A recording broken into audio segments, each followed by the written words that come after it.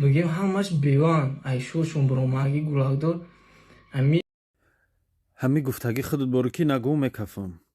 ҳамин гапҳое гуфтестай я бор фикр мекунӣ сабаби асосии ҳамин духтаро бераҳа шудагишону ҳамин гуфтию гапҳо дар тиктоко гаштаншон кияй? мо мардакоем. агар марди баномус боша ҳеҷ вақт занша бева шуда намемона. падари баномус ҳеҷ вақт духтарша намемона дар тикток дуроя, духтарша намемона россия биёя. бародари баномус ҳеҷ вақт хоҳарша намемона тикток дуроя, ҳеҷ вақт намемона хоҳараш биёя дар ғарибиё азоб каша. фаҳмидӣ? как што аввалша фикр кун ки барои чӣ ҳавай бева шуд, барои чӣ тикток дуромад, кияй гунаҳгор.